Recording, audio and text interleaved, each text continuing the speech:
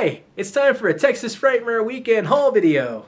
I usually do one of these every time I go to Frightmare Weekend, so those of you who follow me on Instagram know I went there last weekend and I spent way too much money, but I have some cool things to show, and I will also show a few of the little odds and ends and whatnot, things I picked up when I was just around Oklahoma and around Texas, because we did run into a few media stores, some record stores, places like that. So I've got a few cool items I want to show. Before I show them, I do want to give a shout out to everyone I met, and I met quite a few people this year. I do want to say it was so nice meeting everyone, and we all seem to kind of live in like neighboring states. So I was talking to Johnny. I'd mentioned that I plan on coming into Texas in October.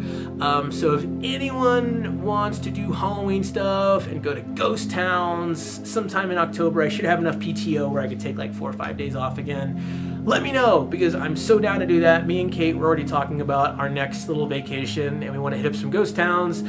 There's a place called Thrillovania in Texas I want to go to, so we're planning on checking that out, but more on that later. I'll keep everyone informed. Let's move on to the haul. We have here the Texas Frightmare Weekend program. It's pretty tattered and torn up. Usually these are like little magazines. This is the first year I've gotten one that was sort of like in this newspaper form. This thing is not going to last. It's going to be falling apart and torn up within the next few weeks. So I'm thinking of actually just cutting parts of it out and maybe using it in a photo album that I'm working on. So we'll see, but there is the program. Let's start with some of like the odds and ends that I picked up at the convention. I have like a little Halloween bowl here, just filled with pins and things like that. So first up, I have a pin from Dark Hour. This is actually a haunted house in the Dallas-Fort Worth area. They're having a pretty cool promotion where you put a Halloween mask on, take a picture, tag them on, I think it was Instagram, and they'll give you a free t-shirt. So I'll show the shirt here shortly, but there's one of the pins I grabbed from their booth.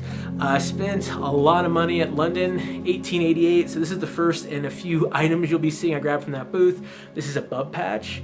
I also picked up a sticker of Admiral Akbar smoking a joint in a very similar kind of art style, but I can't find it anywhere, and if they had that in a patch I would have bought that instead of Bub, but Bub was the one that caught my eye. No Admiral Akbar patch just yet, but take my word for it, it was really awesome design. And I'm probably gonna have to just go online and reorder it because it got lost in the shuffle, unfortunately. Of course, I had my two little weekend bands from Frightmare Weekend. Let me set that aside. We'll talk about that later. Got some pins here from Ghoulish Gary. These are available on Fright Rag's website as well. Didn't know he was gonna be there, so when I saw these in person, I had to grab them because they've been on my wish list here for a while now. But those are super cool. Hopefully we get some more. We definitely need an airport zombie and a flyboy. That would be two great additions to the Dawn of the Dead pin collection.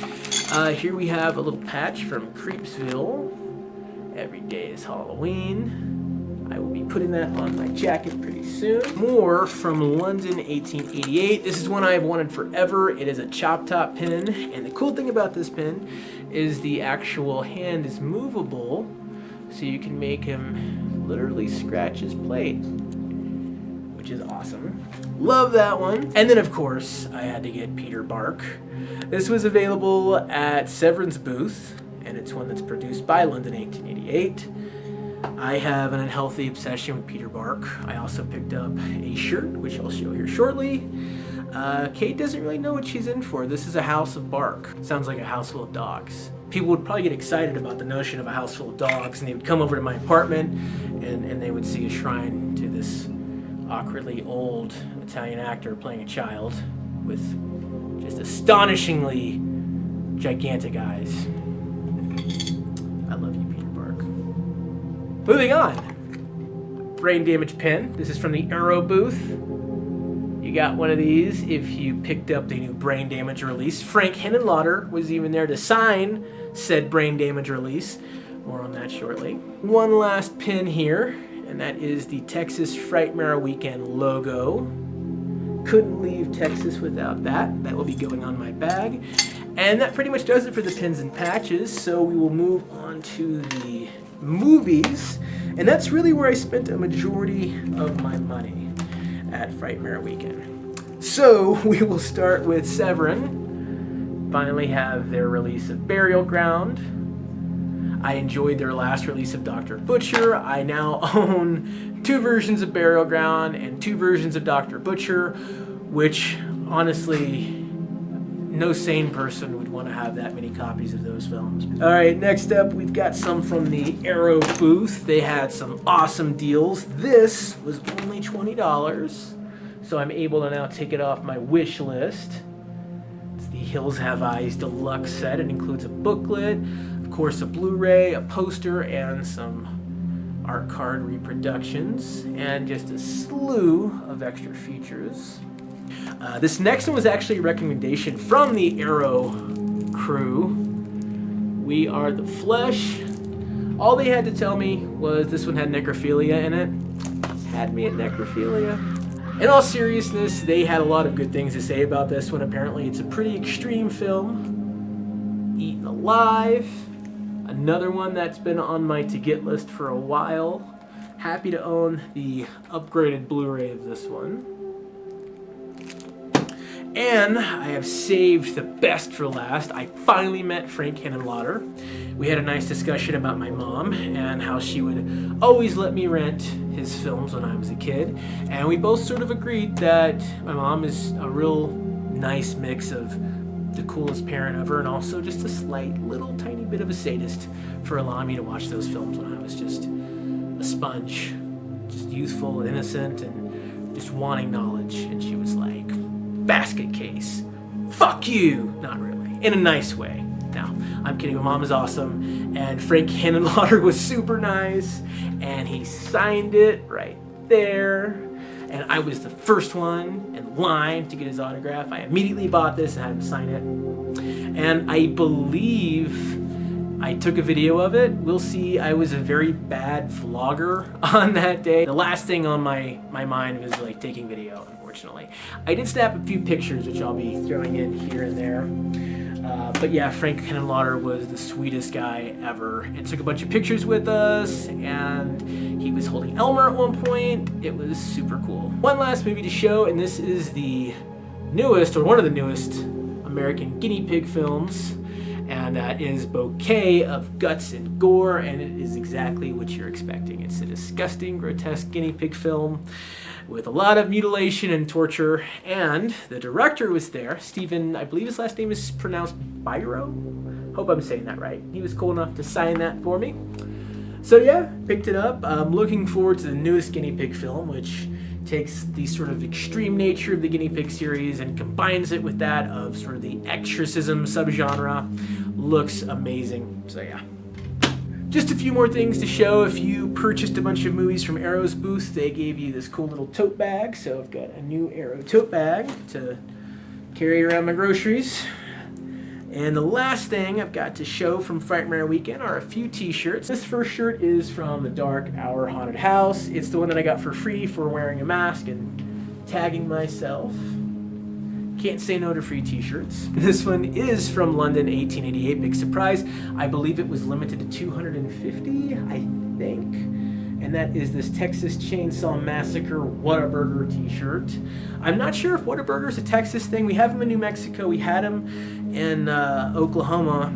And I never would have thought of combining those two properties. But London 1888, they did it, and they did it flawlessly. This shirt also included some bonuses. We have this little plastic tent, Texas Chainsaw Massacre 74. I just dropped it. And that also came with a bag. Everything was just shoved into this nice little fake Whataburger bag. And lastly, we have a cup here. We have the Peter Bark t-shirt, because I'm a Peter Bark super fan, which I probably shouldn't tell anyone. That's an awkward thing to be a super fan of. But it has his famous line, "Smells of death." Gotta love Peter Bark. And the last t-shirt I picked up was from Paul Bearer Press. Usually I spend a lot more money at the Paul Bearer Press booth, but this year I got away with just a t-shirt. And you know what? It is a cool t-shirt though. This is definitely one of the cooler zombie t-shirts out there, in my opinion. Very nice. So I did mention I picked up a few odds and ends while around town in Texas and in Oklahoma. I'm gonna go ahead and show those.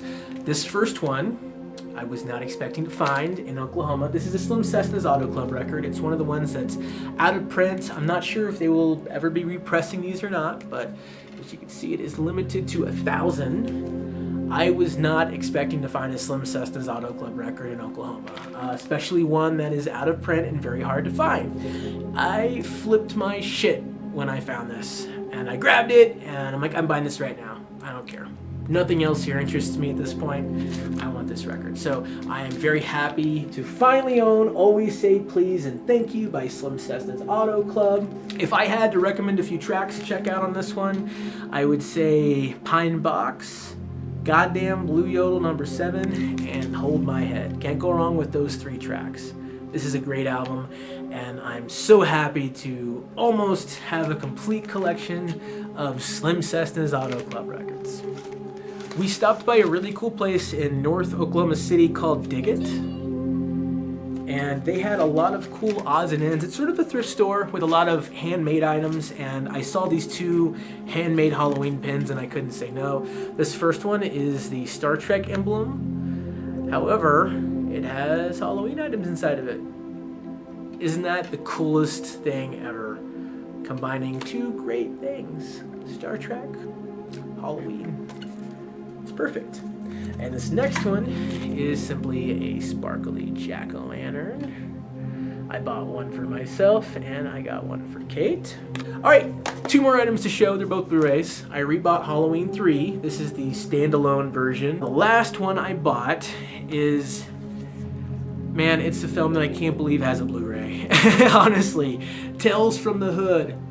What the fuck? Really? We live in a world where Tales from the Hood is not only on Blu-ray, but has new special features specifically created for said Blu-ray? Really? And the cool thing about this is my mom originally let me record this. I think it was on like Showtime at 2 or 3 in the morning, and it was the school night. I was probably, what, 11 when this came out? I don't know. But she's always been a really cool mom, and she's always been supportive of things that I really enjoyed, and I've always been into horror movies, and so she was totally cool with me filming this off of Showtime when I probably shouldn't have been watching it in the first place. And the cool thing is, she was actually the one that bought me this. It's weird how things always come full circle. I mean, she let me record it as a child, and now she's buying me the Blu-ray as an adult. That's weird. That's awesome. I have the coolest mom ever. So, Tales from the Hood. That about does it for this update, guys. That was a lot of money spent. I think it's time to be frugal again, hopefully, and save up for my next vacation. So yeah, that about does it. Thank you for watching. Leave a comment down below. Let me know what you thought of this haul, and if I met you, it was nice meeting you. Let's do it again, but let's not wait an entire year. We need to have some sort of Halloween-themed YouTuber meetup, at least once a year or something. But yeah, bye.